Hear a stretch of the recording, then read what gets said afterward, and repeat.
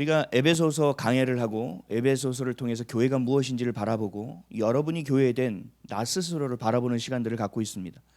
그래서 5장부터 지금 6장 초반에까지 관계를 다루고 계시는 모습을 함께 살펴보고 있습니다. 관계는 매우 중요합니다. 인간 안에서 관계가 없을 수는 없습니다. 가족 안에서도 마찬가지고 교회에서도 마찬가지입니다. 심지어 하나님과도 우리는 관계하고 있습니다.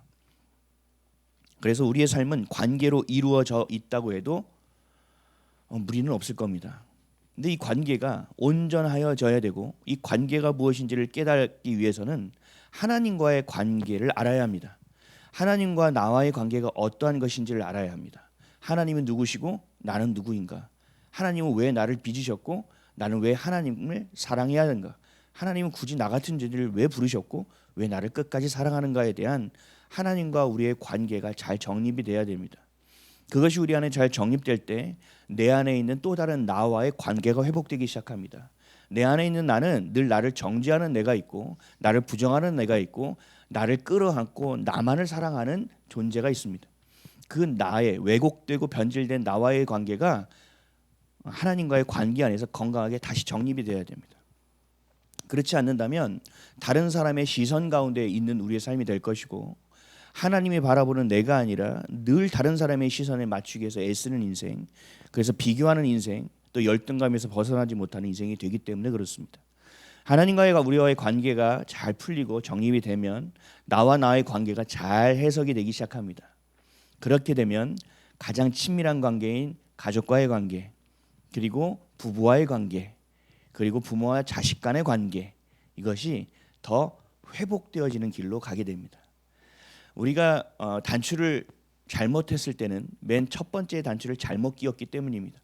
첫 번째 단추를 잘 끼면 나머지 단추는 잘 끼워지는 것처럼 하나님과의 관계가 잘 끼워져 있으면, 잘 맞춰져 있으면 나머지의 관계는 잘 이루어지고 정리되어질 수 있다는 것입니다.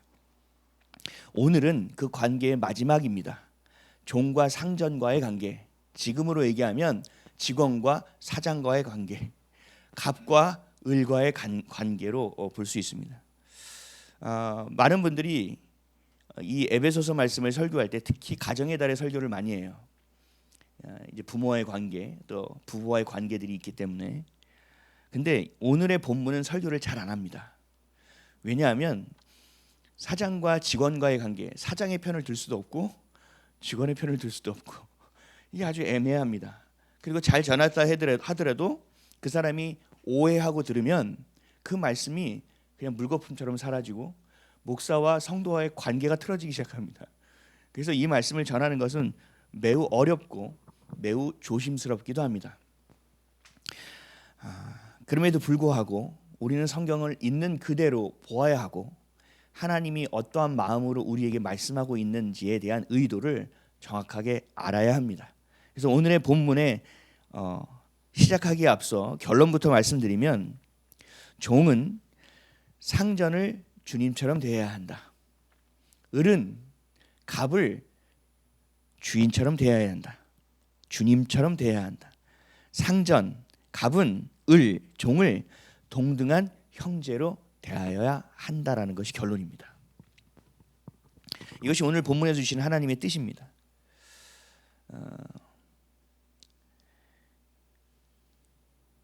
우리가 구별된다라는 것은 성경의 단어로 보면 거룩하다는 뜻이죠. 그래서 하나님께서 말씀하셨습니다. 내가 거룩하니 너희도 거룩하라. 세상을 따라가지 말아라. 나를 따라오라. 세상이 옳다고 여기는 것, 그리고 네 마음에서 반응하여 이것이 옳다고 동의되어지는 것을 따라가는 것이 아니라 하나님이 말씀하시는 것을 동의하고 따라오거라.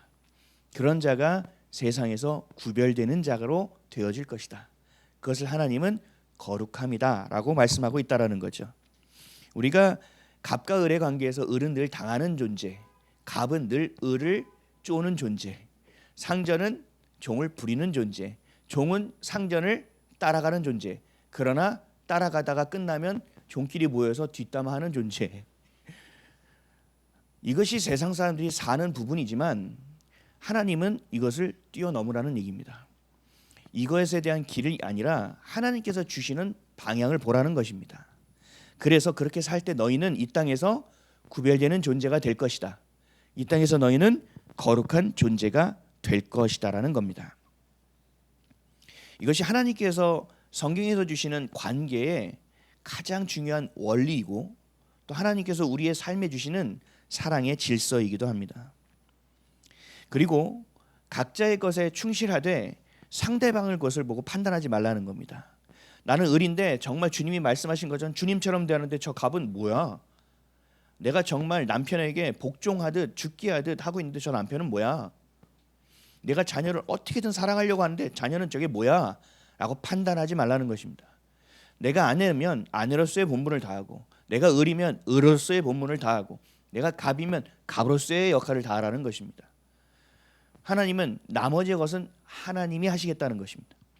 그래서 그것을 판단하지 말아라. 그래서 우리가 해야 될 것은 하나님이 주신 본분 가운데 충성스럽게 그것이 내 앞에서 내가 하는 것만큼 보상이 있든 없든 관계없이 주님의 길을 따르라는 것입니다. 먼저 오늘 말씀을 통해서 상전에 대한 종의 태도를 한번 살펴봅니다. 이 성경이 기록된 이 시기는 1세기예요. 로마 시대입니다. 로마 시대 때는요, 노예 제도가 합법화된 시대입니다. 노예라는 것은 뭐냐면요, 그냥 내 말을 하면 들어, 우리 조선시대처럼 돌쇠야 이리 오너라 오고 가는 그런 존재의 차원이 아닙니다. 더 심했습니다. 그냥 재산입니다. 생명이 아닙니다. 인권은 없죠. 그냥 재산입니다.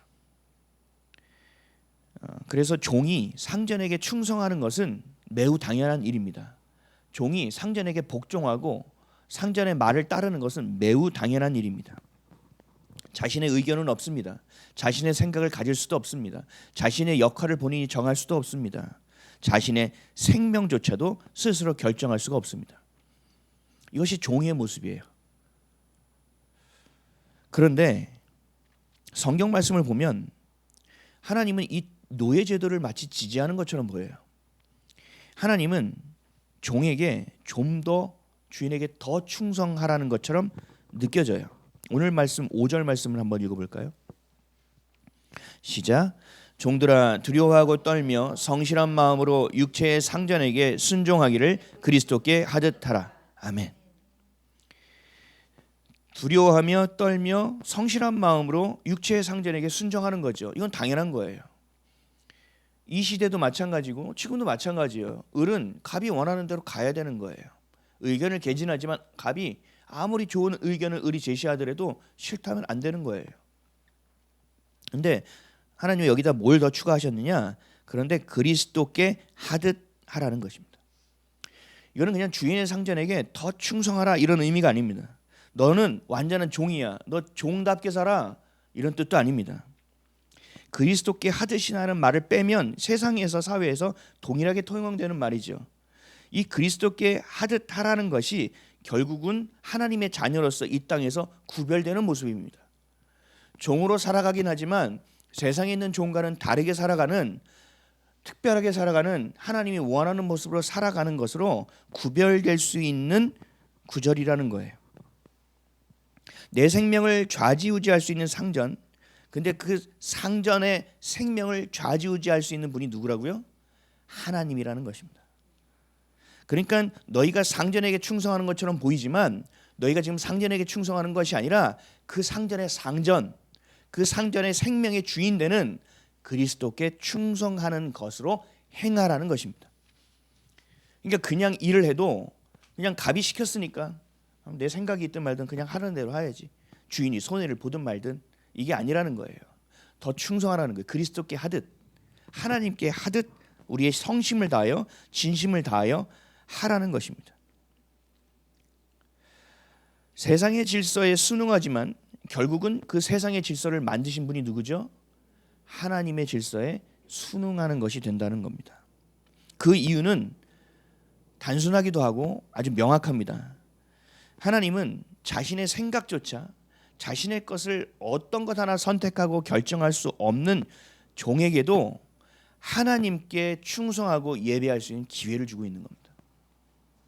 하나님은 세상에서 살아가는 종을 그냥 똑같이 종처럼 대하지 않으시고 똑같은 하나님의 자녀로 대하고 있다라는 거예요. 하나님은 자신의 생각과 태도를 정할 수 있는 없는 자의 예배까지도 받기를 원하고 계시다라는 거예요. 이게 참 감격적인 일인 거죠. 나 같은 존재, 내가 무엇인가인데 주님 나를 사랑하십니까? 하나님은 늘 이렇게 우리를 사랑해 주고 계시는 거예요. 근데 제가 이렇게 말씀드리면 사람들이 이렇게 얘기해요. 아니 목사님, 우리 교회 사장님 모르시죠? 인간이 아니에요. 아니 제가 저 김 부장을 따라가야 됩니까? 제정신이 아니에요. 돈에 미쳤어요. 제가 바보입니까? 제가 미쳤습니까? 이 직장은요, 제가 언제 그만둬도 어떤 누가 봐도 이상하지 않을 정도의 모습입니다 라고 설명하는 사람들도 있어요. 그러면 우리 6절 7절을 한번 읽어볼게요. 시작. 눈가림만 하여 사람을 기쁘게 하는 자처럼 하지 말고 그리스도의 종들처럼 마음으로 하나님의 뜻을 행하고 기쁜 마음으로 섬기기를 주께 하듯 하고 사람에게 하듯 하지 말라. 아멘. 처세, 학연, 지연, 그래서 자신의 이익을 취하고 살아남기 위한 태도를 하는 것이 아니라 이것이 바로 눈가림만 하여 사람을 기쁘게 하는 자라는 얘기입니다. 그리스도의 종처럼 그 마음가짐으로 일하라는 것입니다. 이것이 하나님의 뜻을 행하는 것이다. 그럴 때 기쁜 마음으로 사람이 아닌 하나님께 하듯 삶의 예배를 드리는 것이 된다. 사장이 보든지 안 보든지 관계없이, 내가 지금 하고 있는 일이 수당을 받는 일인지 아닌지 관계없이, 내가 지금 하는 일이 인사고과에 반영되는지 안 되는지 관계없이 그리스도께 하듯 행하라는 거예요. 그러니까 그 사장이 인간다운지 답지 않든지 관계없다라는 거예요. 이것이 바로 코람데오입니다. 코람데오는 많이 들어보셨죠? 하나님의 면전에서, 하나님의 앞에서 내 안에 내주하시는 성령 하나님이 나를 지금 보고 계시고 내 마음의 중심을 알고 계시니 내가 아무리 선한 일을 하고 있어도 기쁜 마음으로 행하지 않고 있다면 주님이 알고 계시다라는 거예요. 그러니까 우리가 철저히 거기에 동화되어져서 주님께 순종하듯 따라가고 있지 않으면 이건 불가능한 일이 돼버리는 겁니다.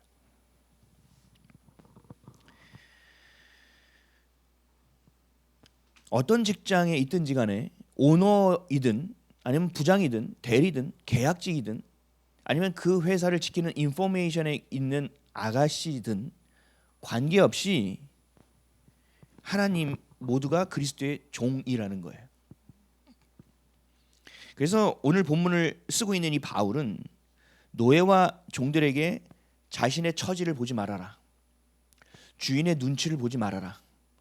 너희들의 시선은 어디에 있어야 하느냐? 너희의 진짜 주인 되시는 그리스도에게 향해 있어라.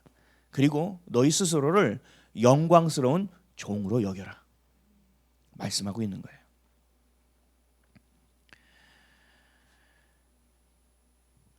우리 자꾸 종종하니까 기분이 나쁘죠. 근데 하나님 인정하셨던 마음이 합했던 왕이 누구죠? 다윗. 다윗은 스스로를 어떻게 여겼는지 아세요? 시편 132편 10절입니다. 주의 종 다윗을 위하여 주의 기름을 부은 자의 얼굴을 외면하지 마옵소서. 왕인 다윗이 하나님 앞에서 스스로 자신을 종이라고 여기고 있습니다. 구약 시대 때 하나님을 대면했던 최고의 지도자 모세죠.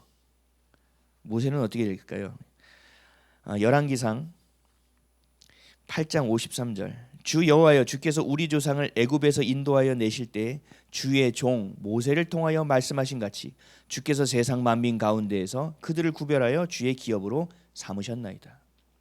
모세는 이스라엘 백성 가운데서 거의 신적인 존재입니다. 구약 시대에 하나님을 대면했다는 건 말이 안 되는 일입니다. 출애굽시킨 거, 최고의 강국 앞에 가서, 바로 앞에 가서 자신의 목숨을 걸고 백성을 끄집어내는 말도 안 되는 일을 행했던 모세. 근데 이 모세를 다들 뭐라고 여깁니까? 주의 종으로 여기고 있습니다. 성경에 나온 모든 인물들은 예수님을 제외하고는 모두 스스로를 종으로 여기고 있습니다. 그래서 그리스도께 하듯 삶을 살아가는 겁니다. 내가 없고 내 안에 그리스도만 사시는 모습으로 살아가고자 하는 것입니다.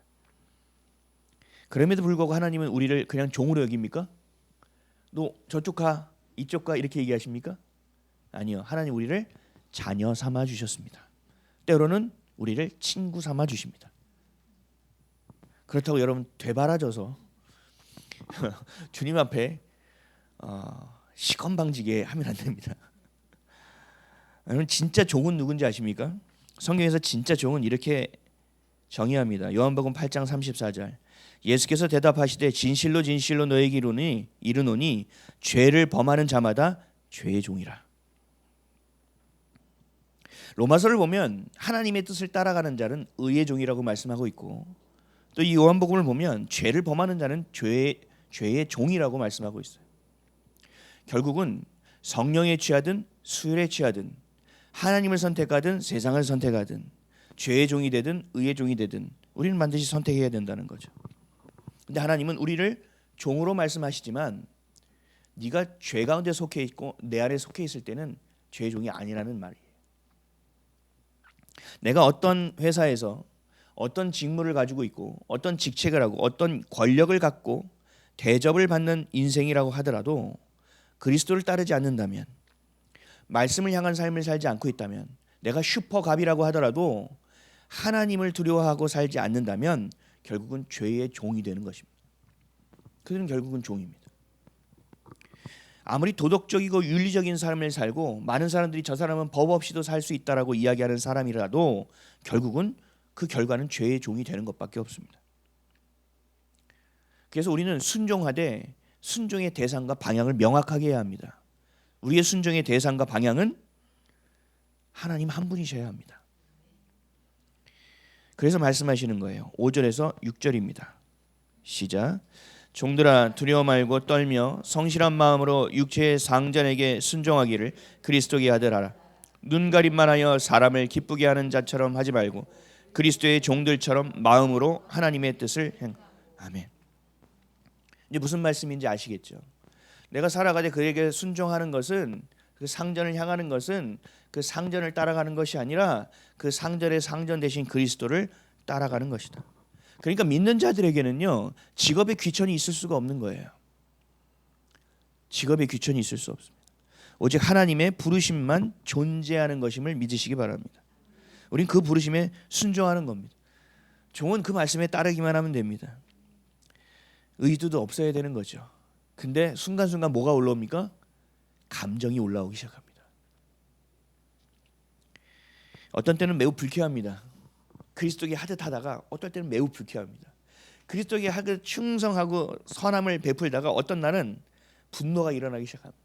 근데 이 분노를 누르다 보니까 어떻게 됐냐면요, 때로는요 저 어디 가서 죽지 않나? 많은 사람들이 뒷담화할 때 어떻게 하는지 아세요? 저 본부장은 귀신도 안 데려가나 봐.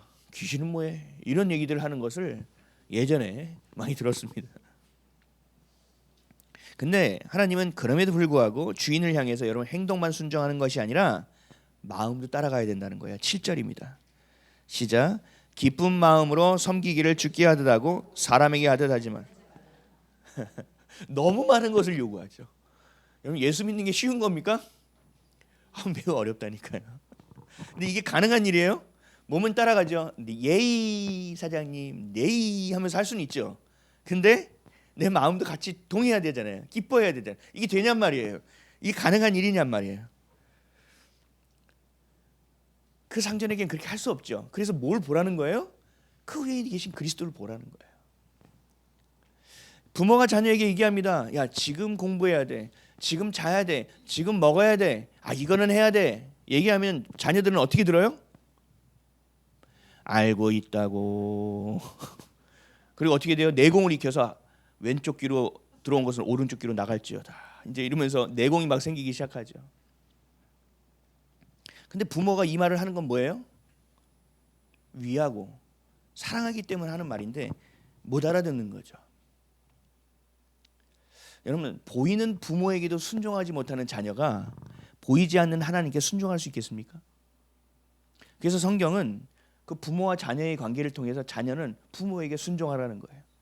하나님의 권위를 부모에게 주었으니 믿는 부모에게 그 권위를 따라가라는 거예요. 거기서 뭘 배우려는 겁니까? 순종을 배우라는 겁니다. 부부관계도 마찬가지예요.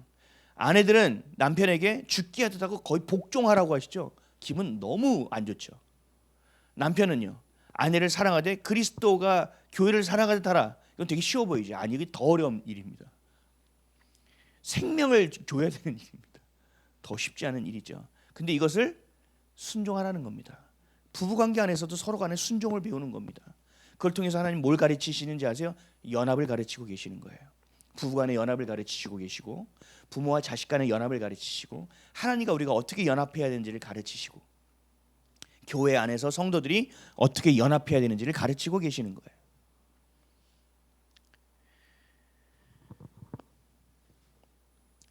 오늘도 이 본문을 보면 상황에 맞지 않는 말처럼 느껴집니다. 이게 과연 할 수 있어? 합리적이지 않게 여겨집니다. 근데 하나님은요, 네가 그것이 되든 되지 않든 결과 내놔라고 말씀하시는 분이 아니라 지금 네가 서고 있는 자리에서 너의 마음의 중심을 보겠다는 것입니다. 내가 그 향해서 주님이 죽게 하듯 하고 사람에게 하듯 하지 말라는 마음을 내가 품고 그렇게 하기 위해서 그 방향을 틀어 내 태도를 그 앞에 무릎을 꿇으려고 하는 그 나의 마음을 보신다는 얘기예요. 그게 되고 안 되고는 그 다음이 이야기예요. 그러니까 얼마나 감사하냐는 거예요. 우리가 되는 것이 있습니까? 되는 것이 없으니 주님 앞에서 얼굴을 내밀 수가 있습니까? 별 낯이 없죠. 그럼에도 불구하고 하나님은 그 마음의 중심을 보고 계신다라는 거예요. 그래서 순종함을 배우라는 것이 관계의 핵심입니다. 8절 읽어볼까요? 시작. 이는 각 사람이 무슨 선을 행하든지 종이나 자유인이나 주께로부터 그대로 받은 줄을 알미라. 아멘.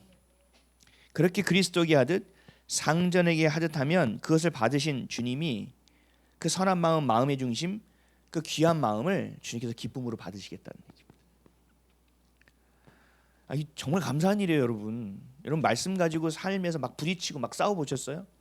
안 되는데 자꾸 하라 그러니까 하려고 그래도 잘 안 되잖아요. 그럼 자괴감이 오기 시작하고 무기력이 생기기 시작하거든요. 근데 하나님은 괜찮다라는 거예요. 근데 너의 마음이 진심이냐고 계속 묻고 계시는 거예요. 너의 마음이 진심이니? 괜찮아, 그럼 내가 도와줄 거야. 너의 마음이 진심이야? 괜찮아, 내가 밀어줄게. 내가 그 마음 갖고 싶어? 근데 안 돼? 그게 진심이야? 그 마음도 내가 줄게. 그게 하나님이 우리 안에서 행하시는 일이라는 것입니다.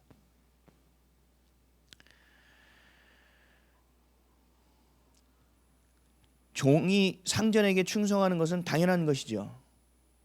종이 어느 날 잘 충성했다고 주인이 종에게 선물을 줍니까? 그런 상전은 별로 없어요. 그냥 했으면 당연한 겁니다. 못하면요? 혼나는 겁니다. 그런데 하나님은 뭐라고 하냐면요, 네가 행한 것을 내가 받게 하시겠대요. 이게 너무 놀라운 거죠. 여러분들은 종으로 살아본 경험은 별로 없나 봐요. 갑으로만 사시나요? 이 감흥이 없네요. 원래 종은 주인에게 아무리 충성해도 열매는 없는 거예요. 그건 당연한 거예요. 근데 주님은 우리에게 상을 주시겠다는 거예요. 선을 행할 때. 그럼 선은 뭐냐? 미가서 6장 8절. 사람아, 주께 선한 것이 무엇임을 내게 보이셨나니 여호와께서 내게 구하시는 것은 오직 정의를 행하며 인자를 사랑하며 겸손하게 내 하나님과 함께 행하는 것이 아니냐. 하나님과 함께 행하는 것이 아니냐. 하나님이 주신 말씀을 붙들고 그 안에 주님과 함께 행하는 것, 이게 선함이라고 얘기하는 거예요. 누군가에게 내가 젠틀하게 하고 친절하게 하고 누구를 돕고, 이거는 성경 안에서 선함이 아닙니다. 이건 구제입니다. 성경이 말하는 선함이라는 것은 주님이 내 안에 계시고 내가 그 다스림과 통치 안에서 내 생각과 내 의로 가는 것이 아니라 그분의 마음을 읽고 그분이 기뻐하시는 방향으로 내가 발을 내딛는 것이 선함이라는 거예요. 그것을 행할 때 주님께서 상급을 주시겠다는 얘기예요. 그러나 그 직업이 죄가 되지 말아야죠. 그 사장이 죄를 시키는 것엔 따라서는 안 되죠. 이 정도는 여러분들이 분별하실 줄 믿습니다.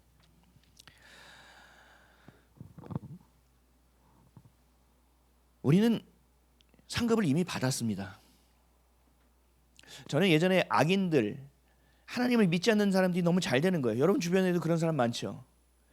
내가 아무리 나는 했는데 주님께 기도했는데 잘 안 되는데 와, 저 완전 겉으로 볼 때는 괜찮아 보이지만 뒤로 가면 와, 저것처럼 더러운 놈이 없는데 사람들은 저 더러움을 모르고 와, 좋다고 하네. 야, 쟤는 왜 인기가 있는 거야?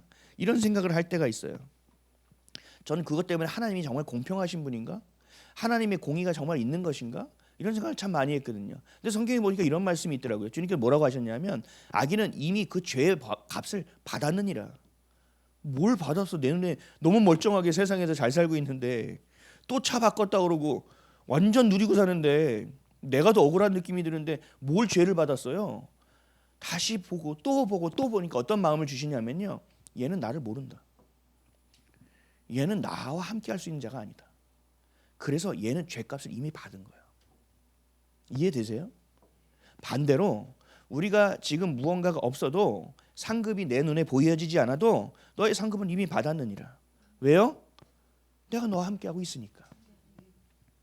그래서 성경에서 축복이라는 단어가 히브리어로 바라크라고 했잖아요. 바라크가 무슨 뜻이었죠? 무릎을 꿇다라는 뜻이에요. 누구에게 무릎을 꿇어요? 하나님께 무릎을 꿇을 수 있는 것 자체가 블레싱이라는 거예요. 아무나 할 수 있는 일이 아니라는 거예요. 그것을 내가 마음 절절히 경험하고 깨닫게 되면 내 앞에서 내게 무엇이 주어지든 주어지지 않든 그냥 죽게 하듯 하게 되어지는 거예요. 왜요? 늘 감사가 되어지니까요. 하나님, 선하신 하나님이 내게 나를 너무 사랑하시는 분이 나를 포기하지 않는다는 것을 내가 알기 때문에 그렇습니다. 여러분이 아시다시피 제가 바이블톡이라는 유튜브를 운영합니다. 제가 어제 청년들에게 이렇게 소개했어요. 얘들아, 나 유튜버야. 하여튼 제 말을 막 해도 하나도 안 들어가지고 나 유튜버야. 눈이 이만해지더라고요. 네? 바이블톡이라고 내가 묵상 이렇게 하는데 야, 요즘 장난 아니야. 막 조회수가 장난 아니게 올라가. 그래서 그 앞에서 2명을 가입시켰습니다. 구독하지, 좋아요, 알림 설정. 근데 제가 그 하나님이 주시는 감동을 가지고 정말 열심히 아침마다 그 글을 쓰고 정말 어떻게든 사람들을 살려보려고 말씀을 너무 분주한 사람들에게 말씀 한 구절으로 먹이려고 간절하고 애절한 마음으로 쓰는데 구독자가 안 느는 거예요. 좋아요가 없어요. 그러니까 내 마음이 안 좋아요. 슬퍼지고 외로워져요. 내가 이거 해도 되나? 2년이 넘어가요. 구독자가 안 늘어요. 하지 말라는 뜻인가? 잘 보세요. 제가 재밌게 표현을 했지만 여러분들 삶도 내가 정말 충성하고 열심을 다하고 있는데 잘 안 되는 것들이 분명히 있다고요. 내가 이걸 좀 열심히 하고 뭔가 해보려고 하는데 안 된단 말이에요. 창피한 얘기지만 저는 와서 주님 앞에 여기 앞에서 기도했어요. 주님, 혹시 이 단어를 아십니까? 떡상이라고? 지금 잘 모르실 수 있어요.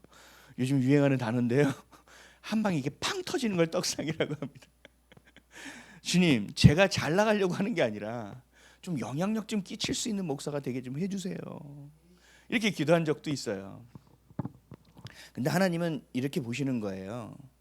하나님은요, 단 한 명을 내가 평생 한 명을 전도했다 하더라도 그 한 명이 다른 사람들을 수백 명을 전도했다는 뉴스가 나와서 야, 난 고작 한 명이야? 라는 마음을 품지 말라는 거예요. 생명은 하나든 열이든 똑같이 중요한 거예요. 아멘이십니까? 여러분들이 앉아있고 우리 교회가 작은 교회라고 제가 실망하면요, 전 세속적인 것이죠. 하나님은 여러분을 통해서 어떻게 일하실지 몰라요. 저는 어제 잠깐 만난 청년들을 하나님이 어떻게 마음을 여시고 일하실지 저는 몰라요. 근데 하나님은 말씀하셨거든요. 너가 씨를 뿌리라고. 씨는 말씀이에요. 말씀을 뿌리라고. 뿌려. 그것을 자라게 하고 열매 맺게 하게 하는 분은 하나님이셔. 그래서 제가 바이블톡도 포기하려는 마음이 딱 드는 순간 그만둬야겠다 하는 순간 그런 마음을 주시는 거예요. 그래서 그래도 주님 이건 아니지 않아요? 하는 순간 누가 댓글을 하나 남긴 거예요. 목사님의 말씀을 듣고 제 마음이 아팠습니다. 이러면서 하필이면 이때 올리냐. 2년 동안 댓글 하나 없다가 그래서 확신이 드는 거죠. 그래요 주님, 이 한 명이에요. 한 명 때문에도 가겠습니다. 그러고 가는 겁니다. 여러분, 우리는 세상적으로 볼 때 많은 숫자, 커지는 거 중요하게 생각하지 마셔야 돼요. 그거는요, 하나님이 알아서 하실 일이에요. 포부를 크게 가지라고요? 그거는 꿈을 크게 가지라고요? 그럼 주님과 더 친밀하게 깊이 가라는 얘기지. 세상 사람처럼 우리 교회 이만한데 5층짜리를 짓고 쫙 해가지고 사람들이 구름대처럼 성경에 하나님께서 그걸 기쁘신다고 한다고 나와 있나요? 아니요, 그거 없어요. 그렇지 않아요.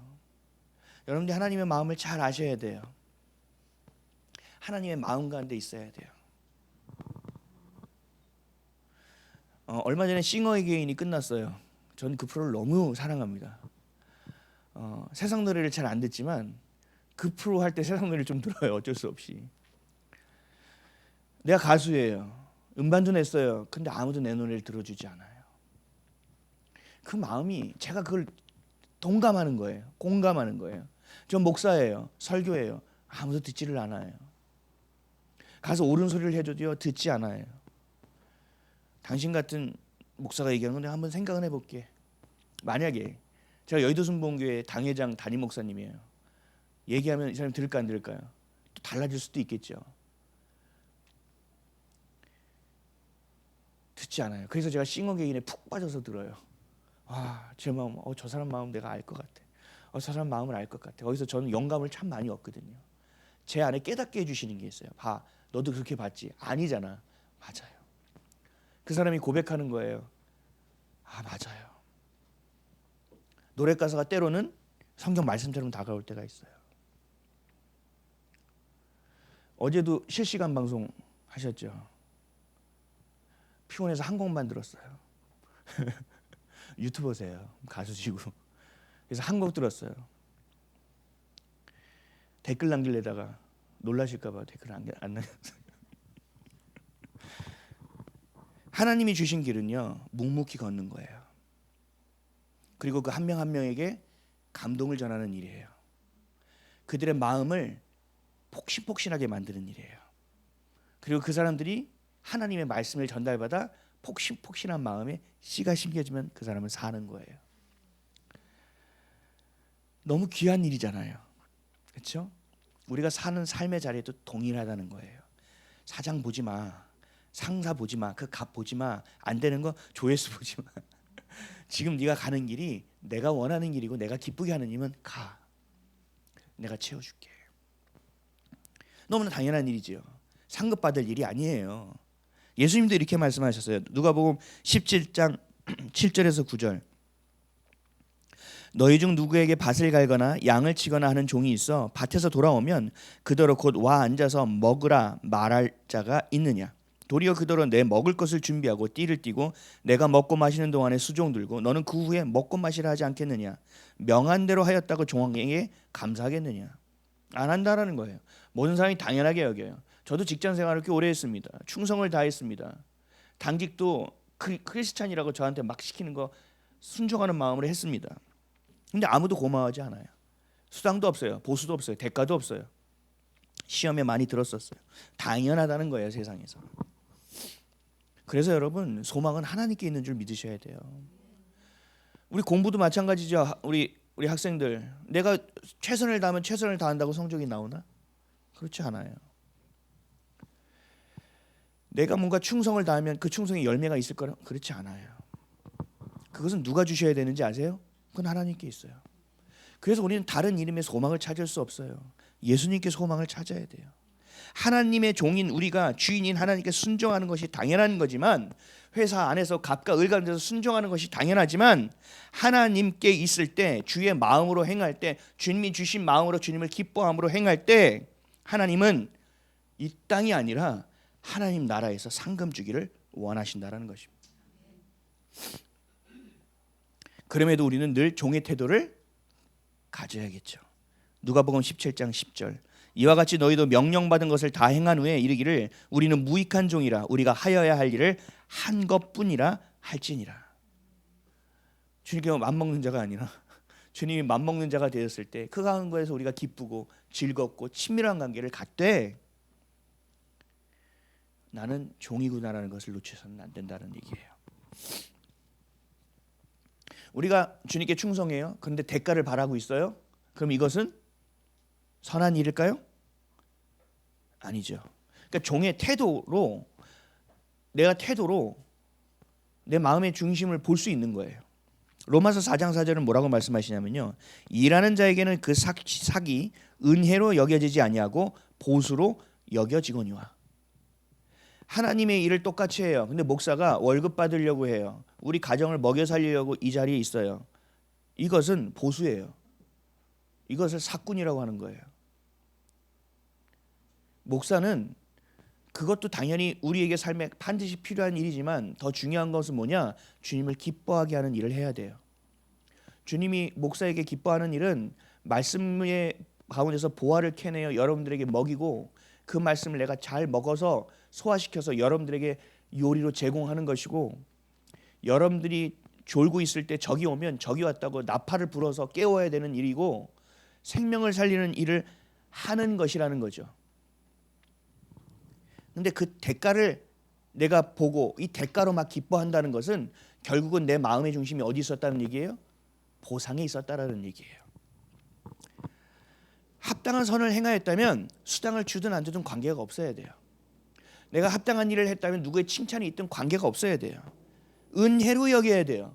아까도 얘기했듯이 인사고과에 반영이 되든 또 다른 수당으로 나오든 이건 관계가 없는 거예요. 주님이 마음을 주시면 그 선한 마음을 주님과 함께 행하면 되는 거예요. 거기서 내가 내 삶의 모습을 볼 수 있는 거예요. 내가 보수를 가지고 일했느냐, 은혜를 가지고 일했느냐, 내가 정말 먹기 위해 살기 위해느냐, 그리스도의 영광을 위하여 일하고 있느냐가 거기서 아주 단어가 또 안 떠오르네요. 예? 정확하게 알게 되는 거예요. 아시겠습니까? 그 다음 일은 우리가 왈가왈부할 일이 아니에요. 그 다음 일은 하나님이 하시는 일이에요. 난 내 나름대로 주님 안에서 최선을 다하면 되는 거예요. 그 묵묵히 오늘이 주님께서 정해놓은 길을 한 걸음이면 한 걸음만 걸으면 되는 거예요. 우리의 마음이 주께 있으면 되는 거예요. 내가 주님과 동행하고 있으면 되는 거예요. 그러면 하나님이 행하시는 거예요. 왜요? 주권은 주인에게 있기 때문에 그래요. 예를 하나 들어볼게요. 요셉의 인생을 보시죠. 요셉의 인생은 참 어려웠어요. 억울하게 팔려왔죠. 근데 사실은 억울하지는 않아요. 형들 입장에 서 있으면 요셉 참 밉상이에요. 아, 정말 밉상이에요. 팔고 싶었을 거예요. 저라도 팔고 싶었을 거예요. 얼마나 미웠을까. 근데 어쨌든 간에 팔렸어요. 근데 보디발 장군 집으로 팔렸죠. 근데 요셉의 태도를 보십시오. 보디발 장군이 요셉을 보고 어떻게 얘기하는지를 한번 보세요. 창세기 39장 3절. 그의 주인이 보디발이 여호와께서 그와 함께 하심을 보며 또 여호와께서 그의 범사에 형통하게 하심을 보았더라. 요셉은 그 주인 상전에게 충성을 다했습니다. 그리스도께 하듯 했을 거예요. 그 가운데서 요셉은 수상을 받고 보수를 받고, 아니요, 종이었다니까요. 노예였다니까요. 상급은 없어요. 근데 그 주인이 요셉을 바라보는 시선을 보십시오. 하나님을 믿지 않는 세상의 우상을 섬기는 이 사람이 이 요셉을 보면서 하나님의 이름을 얘기하고 있잖아요. 하나님이 너와 함께 하시는구나. 야, 하나님이 너와 함께 하시니까 잘 되는구나. 놀라운 이야기라는 거죠. 요셉은 코람데오로 살았어요. 이것은 성경에 박으려고 참 하나님과 함께하는 자로구나 마침표 이렇게 기록하려고 하는 걸까요? 아니요. 보디발이 감탄한 거예요. 고백과 같이 얘기하는 거라고요. 근데 또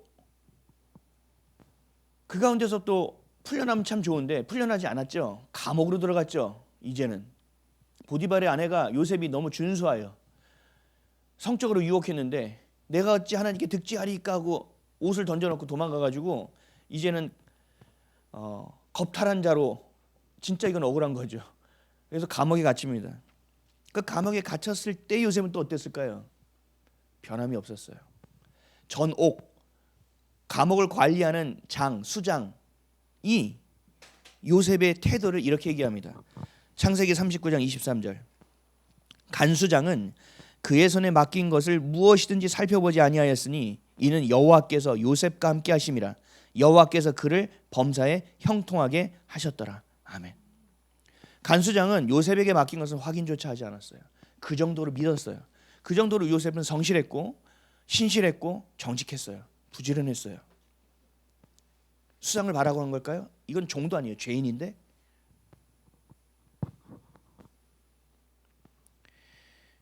우리의 삶의 태도를 바라보면서 사람들이 궁금해해야 돼요. 어떻게 당신은 그렇게 충성할 수 있습니까? 어떻게 사장이 보지도 않는데 이런 일들을 하고 계십니까? 인정받지도 않는데 어떻게 이 일을 야근까지 하며 하십니까? 그럼에도 불구하고 다음날 와서 얼굴이 퉁퉁 붓는 게 아니라 오늘 얼굴이 어제보다 더 뽀송뽀송할 수가 있습니까? 라고 상대방이 우리에게 물어볼 수 있어야 된다는 얘기예요. 그 일을 했어. 막 얘기했어. 진짜 내가 너무 힘들었어. 아침에 화장도 안 먹어. 이런 게 되면 안 돼요. 오늘따라 화장이 너무 잘 먹네. 이게 복된 삶이라는 거예요. 아멘이십니까? 여러분, 하나님 앞에서 순종을 배워가십시오. 그리고 순종의 열매를 경험하십시오. 그럴 때 여러분들의 얼굴의 모습들이 찬란하게 바뀌어가는 것을 여러분이 경험하게 될 겁니다. 그런 저와 여러분 되시기를 예수님의 이름으로 축원합니다. 그러면 짧게, 그렇다면 반대로 상전은 종에게 어떻게 해야 되는 것인가? 9절입니다. 읽겠습니다. 시작. 상절들아, 너희도 그들에게 이와 같이 하고 위협을 그치라. 이는 그들과 너희의 상전이 하늘에 계시고 그에게는 사람을 외모로 취하는 일이 없는 줄 너희가 알미. 아멘. 서두에 말씀드린 것처럼 상전도 하나님 앞에서는 종일 뿐입니다. 죄의 종 아니면 의의 종일 뿐입니다. 결국 하나님의 자녀라는 거죠. 그러니까 종이 상전을 대하는 것처럼 상전 너도 종을 똑같이 대해. 왜? 하나님 입장에서 너희는 다 동일해. 위치만 다를 뿐이야. 여러분, 이거는요, 종이 상전에게 충성하는 것보다 더 어려운 일입니다. 높은 자가 밑으로 내려와야 됩니다. 내 권위를 포기해야 됩니다. 굉장히 어려운 일입니다. 내가 권위가 있으면 야 이거 해, 내일 아침까지 해. 그러면 에이씨 하면서도 해. 근데 사이가 좋아. 에이 꼭 내일까지 해야 됩니까? 도와주실 수 있잖아요. 이거 좀 해주세요. 이렇게 온단 말이에요. 그럼 어떻게 돼요? 내 권위가 없고 내가 하지 않아야 될 일도 더 해야 되고. 그러나 성경은 얘기해요. 사랑은 물이 위에서 아래로 흐르듯이 사랑도 위에서 아래로 흐르는 것이다. 그래서 예수님도 이 땅에 오셨을 때 섬김을 받으러 온 것이 아니라 섬기신 것입니다. 가장 낮은 곳으로 온 겁니다. 정말 가난한 집안으로 온 겁니다. 빌레몬서를 보면 주인 빌레몬이 나와요. 그리고 그 종 오네시모라는 사람이 나와요. 이 종은요 주인의 재산이지요. 근데 이 종이 되바라져 가지고 주인의 돈을 훔쳐서 도망갑니다. 이 사람이 오네시모입니다. 근데 나중에 감옥에서 만나는 바울을 만나게 됩니다. 바울을 만나고 그리스도에 대한 이야기를 듣고 복음을 듣고 회심합니다.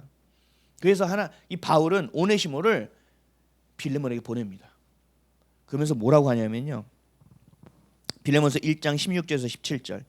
이후로는 종과 같이 대하지 아니하고 종 이상으로 곧 사랑받는 형제로 둘 자라. 내게 특별히 그러하거든 하물며 육신과 주 안에서 상관된 내게랴. 그러므로 내가 나를 동역자로 할진대 그를 영접하기를 내게 하듯 하고. 아멘. 돈을 갖고 도망쳐서 주리를 트는 게 아니고 그냥 죽여도 돼요. 죽여도 상관이 없어요. 이 당시의 법은. 그런데 오네시모가 가면 그냥 용서하라는 차원이 아니에요. 종으로 대하라. 그냥 종으로 대하는 것도 아니에요. 어떤 종으로요? 종 이상으로 사랑받는 형제로 대하라고 얘기하고 있습니다. 이해가 될까요? 빌레몬이? 근데 빌레몬 그렇게 했어요. 여러분, 우리가 이 정도 수준을 가져야 되지 않겠습니까? 왜요? 나도 주님 앞에서 그렇게 받은 은혜가 있으니. 왜 우리가 형제 자매라는 말을 씁니까? 형제 자매. 하나님 아버지 안에서 다 형제 자매니까요. 높고 낮음이 없어요. 그래서 늘 얘기하죠. 우리 교회도. 이 교회는 이 정도 목사가 이끌고 가는 교회가 아닙니다. 이 교회 주인은 담임 목사는 제가 아닙니다. 예수 그리스도입니다.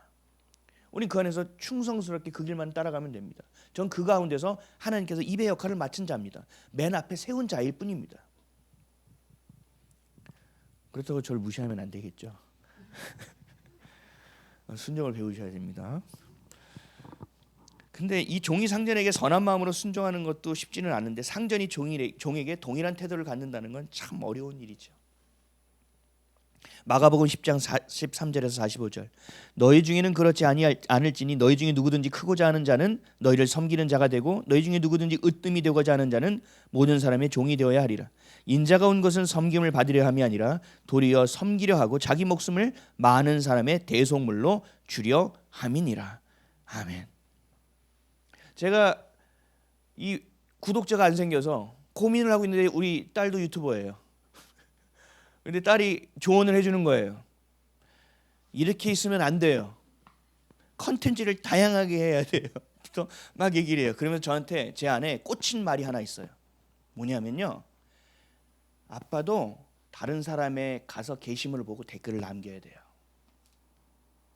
그래? 내가 굳이 그렇게 해야 돼? 그렇게 해야 돼요. 그래야 타고 들어와요. 얘기를 하는 거예요. 그래야 노출이 되는 거라고요. 누가 알아요? 막 이러면서 그렇지. 근데 거기서 저는 이걸 배운 거예요. 아, 심어야 되는구나. 내가 섬김 받기 전에 누굴 섬겨야 되는 거구나. 아, 내 거 좀 봐. 아, 내가 누구 걸 자꾸 봐야 되는구나. 나 좀 공감해 줘. 아, 누굴 내가 공감해야 되는구나. 성경의 원리를 다시금 깨닫게 된 거예요. 근데 우리는 살면서 얘기하죠. 와, 나를 이해하는 사람이 하나도 없어. 어떻게 내 마음을 이렇게 몰라? 아니요. 나도 다른 사람의 마음을 모르는 거예요. 성경은요. 네가 먼저 그 사람의 마음을 헤아리라고 얘기하고 있어요. 그러면 네가 그 헤아림 한 것으로 내가 너를 헤아려 줄게. 하나님은 늘 이렇게 얘기하시는 거예요. 요단강 그치면 건너갈게요. 아니, 발을 내디디면 내가 그치게 해줄게. 하나님 이거 해주시면 제가 올인하겠습니다. 아니, 네가 올인하고 가면 내가 도와줄게. 그래서 우리의 삶에 뭐가 필요한 거예요? 믿음이라는 것이 필요한 거예요. 믿음은 갑자기 어느 날 하나님이 있든 말든 다음 날 하나님 반드시 계셔? 이렇게 믿음이 생기나요? 아니요. 매일매일의 삶 가운데 주님을 신뢰했다가 무너졌다. 신뢰했다 무너졌다. 하나님을 사랑했다 두려워했다. 하나님을 좋아했다 싫어했다. 이 상황이 쌓여야 돼요. 쌓여지다가 어느 날 내가 딱 보고 주님 말씀 보고 기도하는 순간 와우, 이게 믿음이구나라는 걸 깨닫게 된다니까. 하나님이 어느 날 딱 나타나서 용이야, 내가 너를 무지하게 사랑하노라 이렇게 얘기하지 않으세요. 물론 그럴 수도 있어요. 하나님은 모든 걸 다 하실 수 있는 분이지만, 근데 하나님은 어떻게 하시는지 아세요? 그 삶의 하나하나 아주 세세한 부분까지 주님께서 터치하고 있다는 걸 어느 날 깨닫게 하시는 거예요. 와, 하나님 그때 계셨어? 하나님 그때 내 기도 들으셨네? 야, 하나님이 그때 나와 같이 아파하셨어? 해결하고 왜 안 해주냐고 원망하는 순간 나와 같이 우셨어? 이게 은혜구나 라는 걸 깨닫게 되는 순간이 오는 거예요. 그러면 어떻게 해야 됩니까? 계속 그래도 그 자리에 있어야 되는 거예요. 계속 주님의 그 끈을 실자락이라도 붙들고 있어야 되는 거예요. 상전은 오직 하나님 한 분밖에 없어요. 그래서 우리는 그분을 섬기는 거예요. 그분을 섬기다 보니 그 위에 하나님께서 갖다 놓은 사람도 섬기게 되는 거예요. 우리에게 상전 역할 하지 말라고 하시는 거예요. 너희들은 뭔지 아냐? 청직일 뿐이니라. 청직이 요즘 사람 못 알아듣더라고요. 요즘 말로 너는 매니저일 뿐이니라. 이 지점 막 운영하니까 네 건 줄 알아? 너는 점장일 뿐이니라. 소유권은 내게 있노라. 주인 의식을 갖고 하지만 주인은 아니라는 거예요. 오늘 말씀이 쓰여진 것은요, 이 시대적으로 볼 때는요 정말 혁명적인 이야기입니다. 말도 안 되는 이야기입니다. 이때 종교적인 정치를 잡고 있는 사두개인과 바리새인들이 예수님을 좋아했을까요? 죽이고 싶었겠죠. 이들을 통치하고 있는 로마 사람들은 좋아했을까요? 싫어했겠죠. 또 수준 낮은 백성들과 종들은 이 말을 이해했을까요? 오해했을 거예요.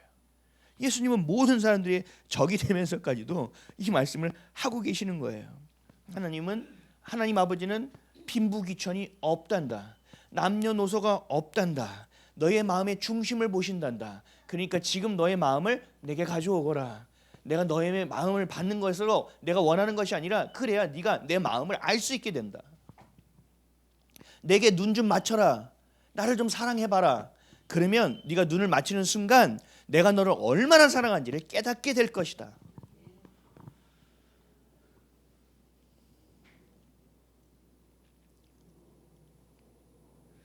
옳은 말씀을 하시는 거예요.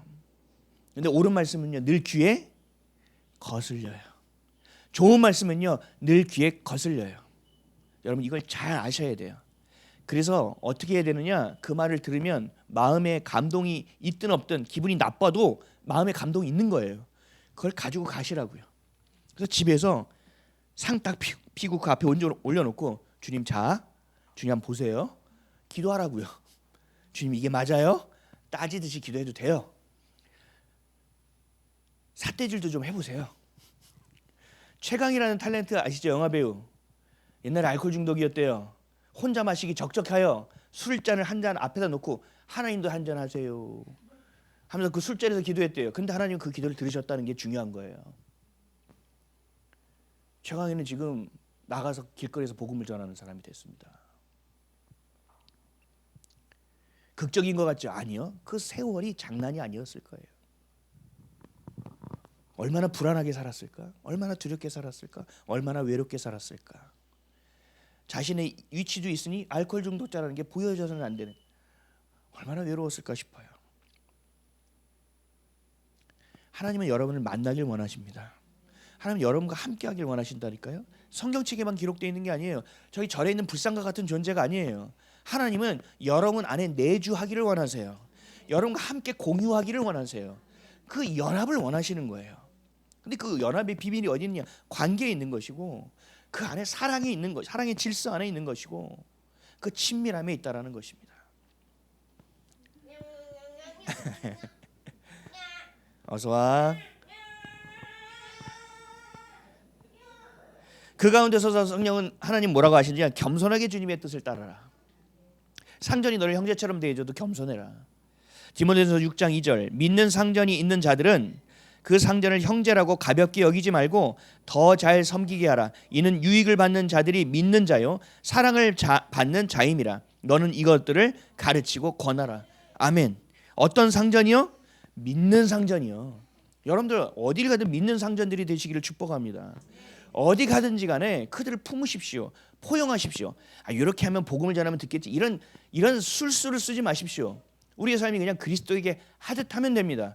그러면 그들은 세상에서 보지 못하던 것이고 구별되어 너무 도드라지게 보여집니다. 그래서 궁금하게 여겨진다니까요. 이게 거룩함의 능력이에요. 이 정도는 다 하는데 난 이 정도는 하니까 거룩하겠지. 아니요, 그렇지 않아요. 섞이지 않게 하십시오. 기왕에 할 거 여러분 순전하게 하십시오. 순도 있게 하시길 바랍니다. 그러니까 결국은 뭐냐? 자신의 것에 충성하라. 충직하게 가라.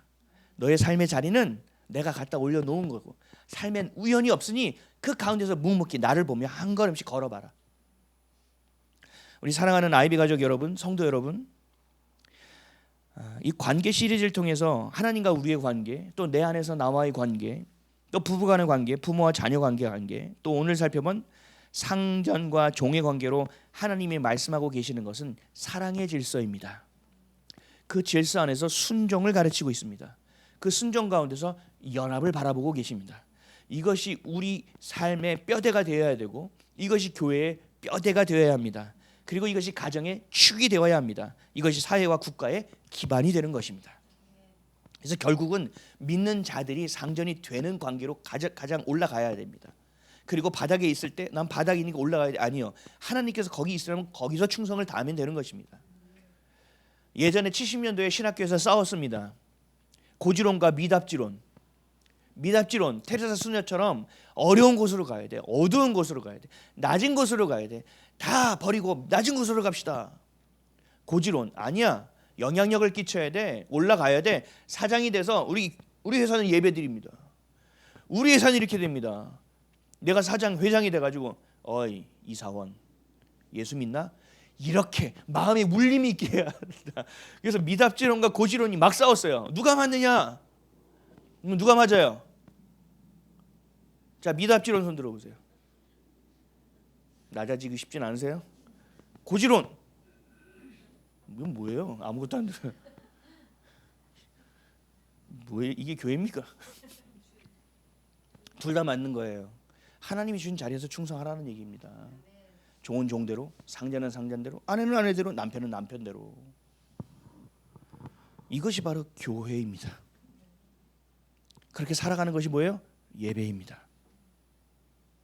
그래서 교회 안에서의 예배만이 아니라 삶의 예배로 반드시 연결되어져야 됩니다. 여러분 교회 안에서만 교회가 아니라 여러분이 가정이 교회가 되어야 되고 직장에서의 내 자리가 그 기도의 자리가 되어야만 합니다. 그것이 바로 거룩해지는 것입니다. 하나님도 관계하십니다. 성부, 성자, 성령 이 세 분이 마치 하나와 같이 관계하십니다. 연합하십니다. 인생도 관계입니다. 나 혼자 할 수 있는 것이 없습니다. 우리가 하나님과도 관계입니다. 그 관계 안에서 순종을 배우십시오.